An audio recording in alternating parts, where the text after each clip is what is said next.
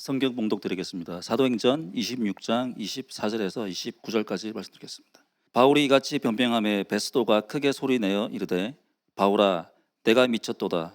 내 많은 학문이 너를 미치게 한다 하니 바울이 이르되 베스도 각하여 내가 미친 것이 아니요 참되고 온전한 말을 하나이다. 왕께서는 이 일을 아시기로 내가 왕께 담대히 말하노니 이 일에 하나라도 아치지 못함이 없는 줄 믿나이다. 이 일은 한쪽 구석에서 행한 것이 아니니이다. 아그리빠 왕이여 선지자를 믿으시나이까 믿으신 줄 아나이다. 아그리빠가 바울에게 이르되 내가 적은 말로 나를 권하여 그리스도인이 되게 하려 하는도다.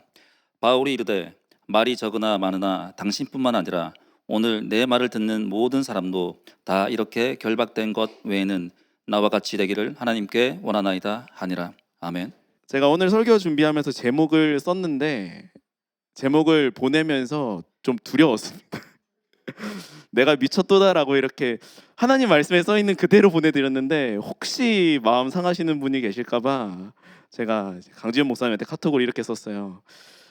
혹시 제목이 너무 자극적이면 영어에 있는 말씀대로 You are out of your mind라고 바꿔달라고 했는데 괜찮습니다. 미치지 않으신 분들이 많이 오실 테니까요 라고 답을 주셨습니다.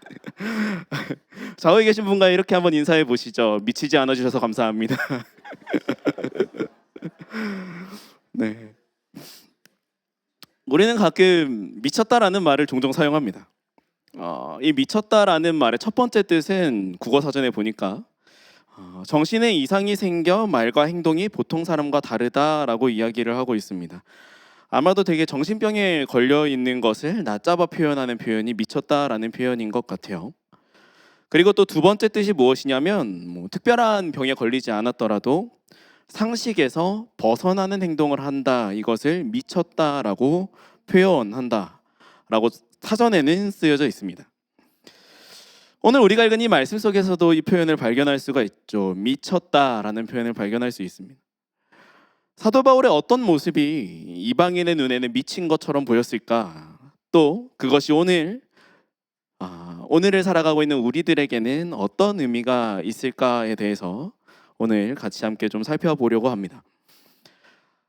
사도 바울은 예루살렘에서 붙잡힌 이후에 가이사랴로 이송이 됩니다. 옮겨지고 당시 유대 총독이었던 벨릭스에게 신문을 받습니다. 벨릭스는 바울의 죄를 찾지 못했음에도 불구하고 혹시 바울에게 뇌물을 받을 수 있을까라는 기대를 가지고 2년 동안 바울을 감옥에 그대로 구금 상태로 둡니다. 하지만 벨릭스는 바울에게서 아무것도 얻지 못한 채로 다시 로마로 소환이 되고요. 그의 후임 총독으로 베스도라는 사람이 옵니다. 이 베스도가 오자마자 3일 만에 예루살렘을 방문하는데 그 예루살렘에서 대제사장과 유대인들이 바울을 다시 고발합니다. 베스도가 그 고발을 듣고 이 사건을 다시 조사하면서 바울에게 아무런 죄가 없다라는 것을 다시 한번 확인하게 됩니다. 그런데 이때 바울이 놀랍게도 로마 황제에게 상소합니다. 그리고 나서 헤롯 아그리빠, 당시 이제 갈릴리 지역의 분봉왕이었던 헤롯 아그리빠 2세가 베스도를 방문하게 되고요. 이 베스도와 아그리빠 왕 앞에서 다시 한번 바울이 자신의 회심에 대해서 그리고 복음에 대해서 전파하고 변론하는 것을 성경은 보여주고 있습니다. 이 바울의 담대함과 논리가 아마도 베스도 그리고 아그리빠 왕에게 큰 인상을 주었던 것 같습니다. 여기서 베스도와 아그리빠는 한 번 더 바울에게 죄가 없다라는 것을 인정하지만 사도 바울이 로마 황제에게 상소를 했기 때문에 결국 어쩔 수 없이 사도 바울이 이제 로마로 떠나게 되는 여정이 시작되게 됩니다. 제가 간단하게 사도행전 23장에서 26장까지의 이야기를 요약해서 말씀을 드렸습니다. 이 이야기를 한 문장으로 요약을 해본다면 아마 이렇게 말할 수 있을 것 같습니다.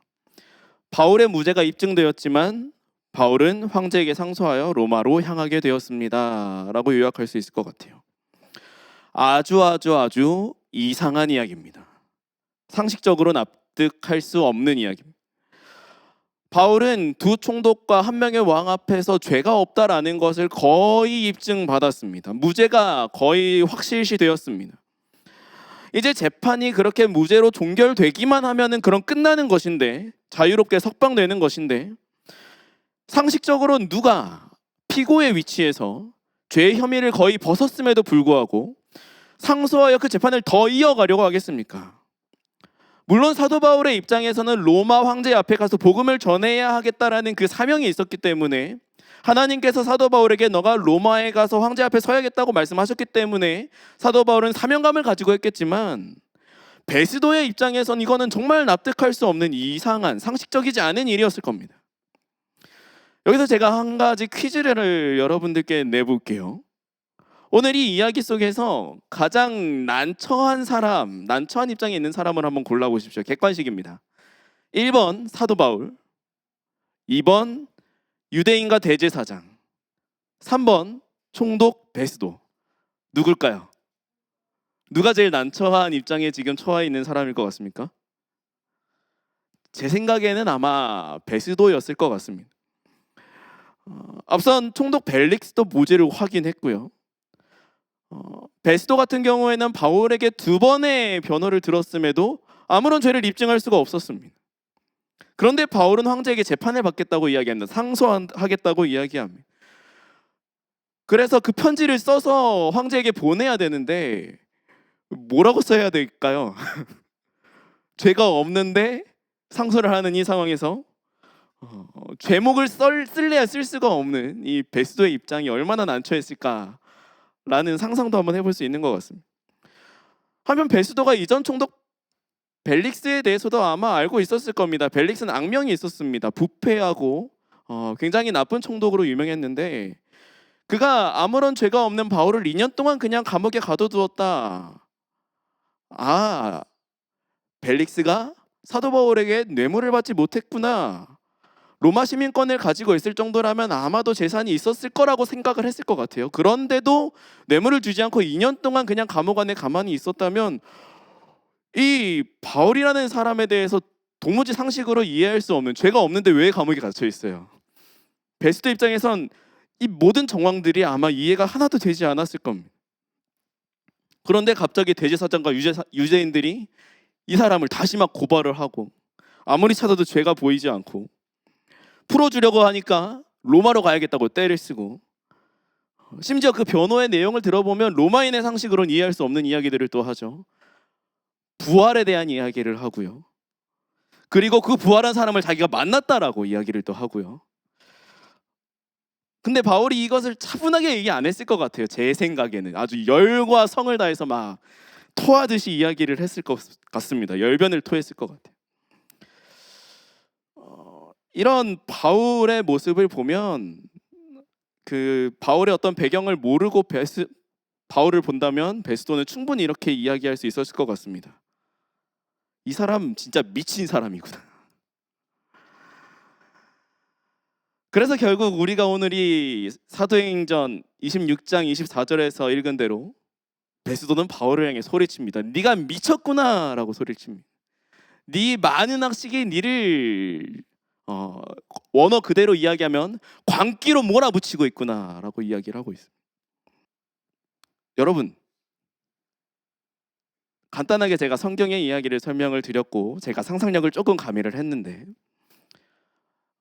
미쳤다의 반대말은 무엇일까요? 그러면 미쳤다의 반대말은 국어사전에서 미쳤다는 정의가 상식적이지 않은 일을 하는 것이라고 했으니까 아마 상식적인 일을 한다, 상식적이다, 이 말이 미쳤다의 반대말이 될 수 있을 것 같아요. 그런 의미에서 꽤 많은 교회에서 우리는 상식적인 교회입니다 라고 이야기를 하는데, 상식적인 교회는 복음적인 교회일까요? 어떻게 생각하시나요? 우리가 살아가고 있는 이 시대는 교회를 향해서 상식을 요구하고 있는 것 같습니다. 이 상식은 간단하게 이야기하면 보통의 지식입니다. 영어로는 common sense라고 이야기를 하죠. 이것을 좀 더 풀어서 설명하면 보통의 지식이니까 누구라도 이해할 수 있는 지식이라고도 설명할 수 있을 것 같습니다. 그래서 상식을 표현함에 있어서 가장 중요한 한 가지 개념은 이해할 수 있느냐라는 것일 것 같아요. 그래서 우리는 상식적인 교회가 되어야 할까요? 이 세상 사람들이 이해할 수 있는 교회가 되어야 할까요? 제가 혹시라도 오해하실까봐 이 두 가지 개념을 한 번 더 짚고 이유를 이어가려고 하는데, 여러분, 상식적인 것과 매너는 다릅니다. 네. 상식적인 교회가 되어야 되는가에 대해서는 퀘스천 마크지만 매너 있는 교회는 되어야 됩니다, 여러분. 가령 예를 들면 이런 거예요. 썰이나 랭리의 집이 있으신 분들, 교회 마치고 집에 가실 때 시네플렉스 가는 사거리에서 좌회전해서 로타리 돌아서 포트먼 브릿지 올라가시잖아요. 거기 앞에 표지판이 하나 있습니다. 혹시 뭐 어떤 표지판이 있는지 아시나요? 썰이에서 오시는 분들이 저기 계신데요. 여기 랭리에서 오시는 분도 계시고, 어떤 표지판이 있죠? 못 보셨나요? 유턴 금지 표시판이 있습니다. 네, 제가 한 달에 한두 번은 유턴하는 차를 거기에서 종종 보는 것 같아요. 우리 교회 성도님은 아니고요. 하지만 교회 끝나고 신나는 마음에 그 자리에서 빨리 집에 가겠다고 유턴을 해버린다. 매너 없는 그리스도인이 되는 거겠죠. 혹은 캐나다는 그런 것이 있잖아요. 커뮤니티 콰이어 타임 같은 거요. 밤새 막 시끄럽게 찬양하고 예배하는 게 좋다고 막 주변에 피해를 끼치면서 소음 공해를 일으키고 될까요? 그러면 안 되겠죠. 누가 이렇게 문 똑똑똑 두드려가지고 시끄럽다고 이야기하면 스미마생 이러면서 일본인인 것처럼. 네. 이런 건 상식이 없는 것이 아니라 매너가 없는 거죠. 네, 매너 있는 그리스도인은 되어 주셔야 됩니다. 매너가 없으면 복음 전하는데 아무짝에도 소용이 없습니다. 다시 돌아와서 상식은 이해할 수 있는 것이어야 합니다. 세상의 교회를 향해서 상식적인 교회가 되어달라라고 이야기한다면 그것은 우리가 너희를 이해하게 만들어달라라는 의미일 겁니다. 그래서 여러분들께 여쭐게요. 복음이 이해돼서 믿어지신 분 혹시 손 한번 들어봐 주실까요? 복음이 이해돼서 믿어지시는 분 계시나요? 창세기 1장 1절부터 한번 얘기해 볼까요? 태초에 하나님이 천지를 창조하시니라. 아마도 이성적인 사람이라면 창세기 1장 1절 읽자마자 이런 퀘스천을 가져야 됩니다. 그럼 그 하나님은 어디서 왔는데요? 그 하나님은 어디서 태어났습니까? 우리는 그럼 대답하잖아요. 하나님은 영원하신 분이신데요, 그분은 태초부터 스스로 계신 하나님이십니다 라고 대답을 할 겁니다. 이렇게 대답 안 하시면 안 돼요. 대답하셔야 됩니다. 네. 그러면 이성적인 세상의 사람들은 그걸 어떻게 증명할 건데요? 그걸 어떻게 우리에게 이해시킬 겁니까? 라고 물어보겠죠. 그러면 여러분은 뭐라고 대답하시겠습니까? 우리가 경험해보지도 않고 관찰한 적도 없는 하나님의 그 태초부터 스스로 계심에 대해서 우리는 어떻게 이해시킬까요? 성경에 그렇게 써 있으니까요. 성경은 누가 썼는데요? 하나님의 말씀이에요. 그럼 하나님은 어디서 시작했죠? 성경에 하나님이 스스로 계셨다고 해서 계속 도는 순환 논리죠. 성경은 믿음으로 바라보는 책이지 이해가 가능하게 설명해 주는 책은 아닐 수도 있습니다. 물론 이성을 가지고 성경을 바라볼 때 성경을 훨씬 더 폭넓게 이해할 수는 있겠지만 창조, 죄의 문제, 성육신, 부활, 영생 이해가 돼서 믿어진다면 그것이야말로 정상적이지 않은 사고를 가지고 있는 것일 수 있습니다. 적어도 우리가 기독교 신앙을 가지고 있다면 이성이 믿음보다 우선할 수 없다라는 것입니다. 그런데도 이 세상은 우리에게 믿음보다 자신들을 이해시키라고 원하고 있습니다. 왜일까요? 이 시대를 관통하는 아마 강력한 사상 중에 한 가지가 합리주의일 것이기 때문이라고 저는 생각합니다. 제가 지난달 딱 한 달 전에 이 자리에서 수요예배 설교를 했었는데 그때 세속화에 빠진 교회를 여러분들과 나눴습니다. 이 세속화는 어떻게 보면 합리주의의 열매 중에 하나라고 저는 생각합니다. 왜냐하면 세속화는 하나님의 역사하심, 그 개입하심을 인정하지 않는 것이라고 제가 말씀드렸는데 왜 하나님의 그 놀라우신 신적인 개입을, 그 영적인 것들을 인정하지 않을까요? 이성적으로 이해할 수 없는 것들이기 때문에 그렇습니다. 세상은 합리적인 것을 요구합니다. 합리적이라는 것은 내가 관찰한 것이, 내가 경험하고 생각하는 것이 이미 내가 가지고 있는 이론이나 이치에 합당하다라는 것을 뜻합니다. 이때 인간은 이성이라는 것을 사용해서 이치에 맞는지를 판단합니다. 여기서 중요한 것은 판단한다라는 게 중요해요. 문제는 이 판단의 기준을 아무리 객관적인 것처럼 이해하려고 해도 판단은 결국 주관적이 될 수밖에 없습니다. 우리가 만나볼 수 있는 것 중에 가장 객관적인 것 하나를 뽑아보자면 뭐가 있을까요? 법이요.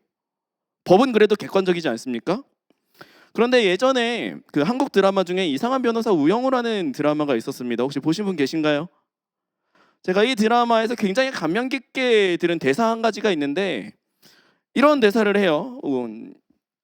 법은 마음을 중요하게 생각합니다라는 대사를 합니다. 주인공이요.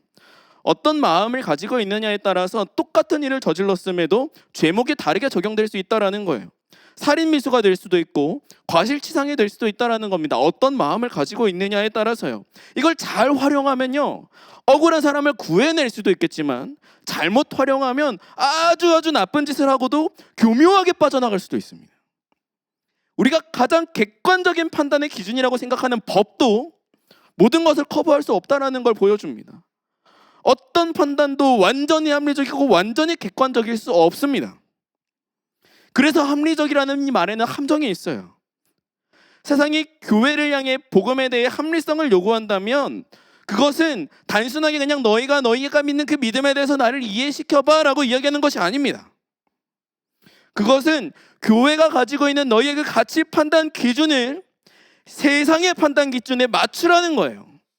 예를 들면 어떤 것들이 있을까요? 우리가 가지고 있는 이 하나님의 말씀이 우린 하나님의 말씀이라고 이야기하는데 세상은 이거 하나님의 말씀이라고 여기지 않잖아요. 성경 수없이 많은 책들 중에 한 권, 가치를 그렇게 떨어뜨려 놓는 거죠. 그러니까 이 성경이 기준이 될 수 없다라고 이야기하는 겁니다. 그걸로 설명하지 말고 우리가 알아들을 수 있는 이야기로 설명해 봐. 또 어떤 것들이 있을까요? 성별은 개개인이 선택할 수 있는 가치다. 그렇습니까? 그래서 개개인이 가지고 있는 성지향을 우리가 그냥 다 인정해 주어야 됩니까? LGBTQ와 같은 문제들에 있어서 우리는 세상이 그냥 이해하라고 한다고 다 이해해야 됩니까? 그 가치를 받아들여야 됩니까? 물론 우리가 복음 안에서 모든 사람들을 다 사랑해야 하고 할 수 있다면 모든 사람들과 화목하려고 노력해야겠지만 사랑하고 품는 문제와 옳지 않은 것을 옳다고 인정하는 문제는 완전히 다른 문제입니다. 구별해야 됩니다. 하지만 이 세상은 자신들의 기준에 맞추어야 그것이 합리적인 교회, 상식적인 교회라고 생각한다라는 겁니다. 그것이 좋은 것처럼 보여서 그 합리성을 받아들일 때, 세상의 상식을 받아들일 때, 그래서 이성적으로 생각하고 판단하려고 할 때 교회가 어떻게 변해가는지를 사도행전에서 또 하나의 본문이 보여주고 있습니다. 이성이 사로잡은 교회, 사도행전 12장에 그런 교회의 모습이 나오는데요. 사도행전 12장은 야고보가 순교하고 베드로가 옥에 갇혀 있다가 풀려난 사건을 기록하고 있습니다. 베드로가 옥에 갇혔다가 풀려나는데 이때 베드로가 하나님의 놀라운 기적으로 옥에서 탈출하잖아요. 그리고 기독교인들이 모여있는 집에 가서 문을 두드리고 사람을 부릅니다. 이때 로데라고 하는 여자아이가 그 베드로의 음성을 듣고 너무 기쁜 나머지 문을 열어줘야 되는데 문을 열어주지 않고 사람들에게 다 달려가서 베드로가 왔다고 소리를 칩니다. 그런데 이 말을 들은 어른들의 반응이 냉담합니다. 사도행전 12장 15절 함께 읽어보시죠. 시작. 네가 미쳤다 하나 여자아이는 힘써 말하되 참말이라 하니 그들이 말하되 그러면 그의 천사리. 이들은 결국 베드로가 수차례 문을 두드리고 또 두드려서야 그제서야 나와서 진짜 베드로를 영접합니다.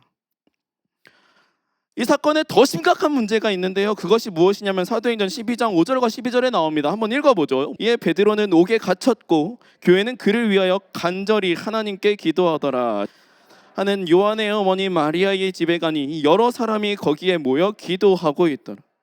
이들은 베드로를 위해서 기도하고 있었습니다. 하지만 정작 하나님이 응답하셨을 때 그들은 그 응답을 경험할 수 있는 기회를 완전히 놓칠 뻔했습니다. 베드로가 문을 두드리다가 결국 아무도 안 나와서 그냥 떠나버렸다면 그들은 아마 생각했을 겁니다. 하나님은 우리 기도에 응답하지 않으셨어 라고 생각했을 겁니다. 이성으로 모든 것을 판단하고 이해하려고 하는 교회가 어떤 모습으로 부패해져가고 타락해가는지를 저는 이 말씀이 보여주는 것 같습니다. 합리주의는 교회 공동체를 신뢰하지 못하고 의심하게 만듭니다. 공동체를 무너지게 만드는 겁니다. 그래서 때로는 공동체 지체의 누군가의 이야기를 듣고 그 이야기를 받아들이는 것이 아니라 무시하고 상처를 주는 결과를 낳기도 합니다. 또한 합리주의 이성에 빠져 있는 교회는 기도의 응답을 경험하지 못하게 합니다.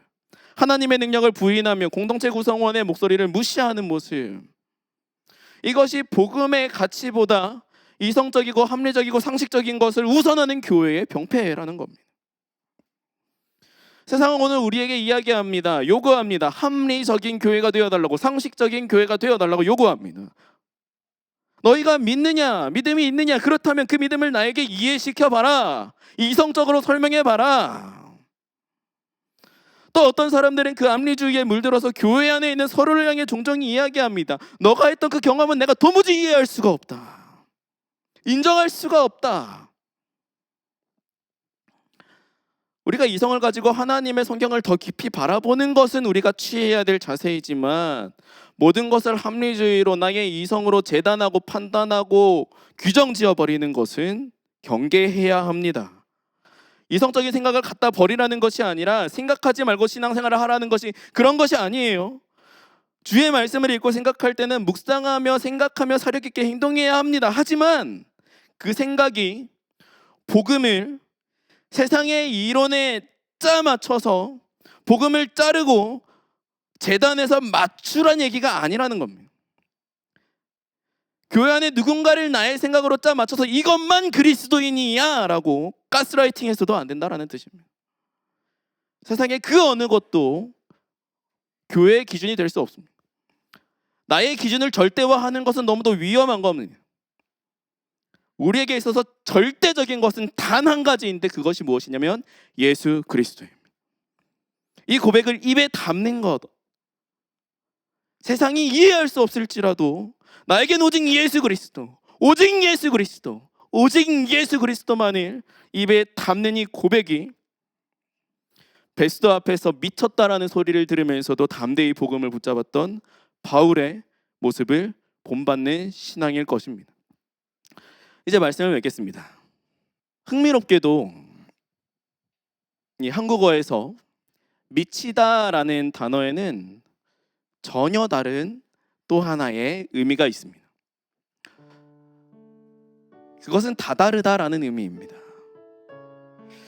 그래서 한국에서만 쓰는 사자성어가 있습니다. 혹시 들어보셨는지 모르겠어요. 불광불급이라는 사자성어가 있습니다. 한국어로 풀어 설명하면 이렇게 설명할 수 있습니다. 미치지 않으면 미칠 수 없다. 바울은 베스도가 네가 미쳤다라고 할 때 도리어 나는 온전하다라고 이야기합니다. 하지만 우리는 더 나아가서 미친 사람들이 되어야 합니다. 그리스도에게 미친 사람들이 되어야 됩니다. 왜냐하면 바울은 에베소서에서 이렇게 이야기하기 때문입니다. 에베소서 4장 13, 14절 말씀입니다. 우리가 다 하나님의 아들을 믿는 것과 아는 일에 하나가 되어 온전한 사람을 이루어 그리스도의 장성한 분량에 충만한 데까지 이르리니, 이는 우리가 이제부터 어린아이가 되지 아니하여 사람의 속임수와 간사한 유혹에 빠져 온갖 교훈의 풍조에 밀려 요동하지 않게 하려 함이라. 아멘. 세상의 어떤 철학도, 어떤 교훈의 풍조 속에서도 우리가 그리스도인으로서, 또 주님의 제자로서, 주님의 몸된 교회로서 복음만에 흔들리지 않은 그 유일한 길이 한 가지 있다면 그것은 우리가 그리스도에게까지 이르는 겁니다. 그리스도에게 이르는 단 하나의 방법, 그리스도까지 미치는 단 한 가지의 방법은 우리가 하나님의 아들을 믿는 것, 아는 일에 하나가 되어 온전한 형상을 회복하는 것입니다. 때때로 우리가 이렇게 하나님을 믿는 것, 하나님을 아는 일은 세상이 보기에는 미친 것처럼 보일 수 있습니다. 합리적이지 않다고 여겨질 것입니다. 하지만 그리스도를 아는 지식은 우리를 온전케 합니다. 그렇게 우리는 오히려 미친 사람들이 되어야 합니다.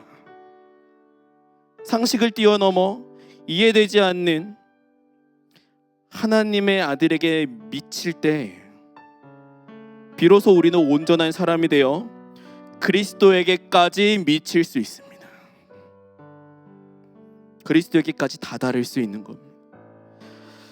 이런 사람을 세상의 눈으로 바라볼 때 상식을 벗어난 미친 사람이라고 이야기하겠지만 하나님이 보시기엔 그 누구보다 온전히 회복된 하나님의 형상일 것입니다.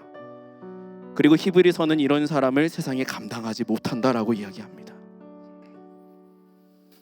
오늘 우리는 그리스도에게 미쳐서 그리스도에게까지 미친 사람, 그래서 베스도가 네가 미쳤다고 이야기할 때 도리어 내가 미치지 않고 온전한 말을 한다고 답했던 사도 바울을 성경을 통해 만났습니다. 세상은 우리에게 똑같이 미쳤다고 조롱할 겁니다. 그럴수록 우리는 더더욱 담대히 선포해야 됩니다. 복음만이 참된 온전함이다. 그리스도의 이해할 수 없는 십자가 사랑, 그리고 그 십자가를 통해 초대받은 하나님의 질서만이 우리가 붙들어야 할 유일한 진리이다라고 우리는 이 세상 속에서 담대하게 외쳐야 할 것입니다. 그런 의미에서 세상이 우리를 향해 네가 미쳤느냐라고 물을 때, 그래, 내가 예수에 미쳤다, 내가 그리스도에게 미쳤다, 내가 십자가에 미쳤다, 복음에 미쳤다라고 외칠 수 있는 그런 우리 모든 주님의 제자 교회 성도님들이 다 될 수 있기를 주님의 이름으로 소원하고 축복합니다.